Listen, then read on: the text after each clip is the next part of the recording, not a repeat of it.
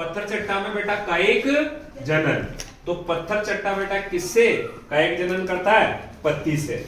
किससे जनन करता है? पत्ती से। और अभी थोड़ी देर पहले बेटा अपन ने कायिक जनन की परिभाषा पढ़ी थी। क्या है कायिक जनन की परिभाषा? कि जब पौधे कायिक अंगों जैसे जड़ तना पत्ती द्वारा नए पौधे को जन्म देते हैं तो इस प्रकार का जनन क्या कहलाता है? कायिक जनन। क्योंकि इसमें पौधे के कायिक अंग भाग लेते हैं, जड़ तना पत्ती।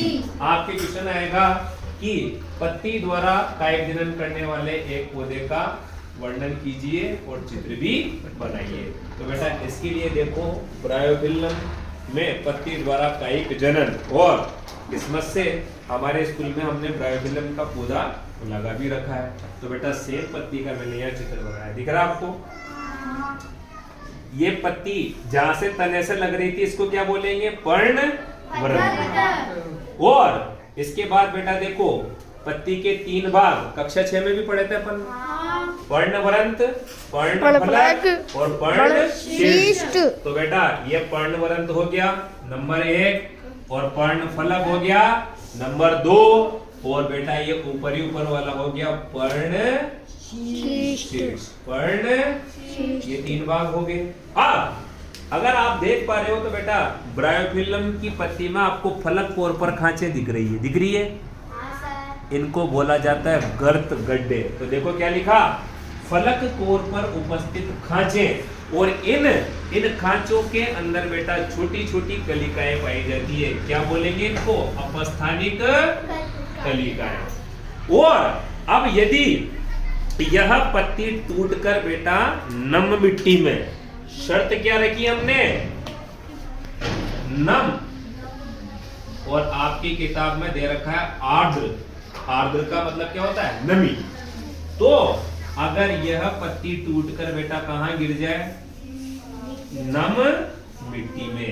तो नम मिट्टी में गिरने के बाद में होगा क्या कि इसकी जो खांचे हैं, इनकी खांचों में देखो क्या लिखा है, इनकी खांचों में अपस्थानिक कलिकाएं क्या होती है? अंकुरित हो जाती है।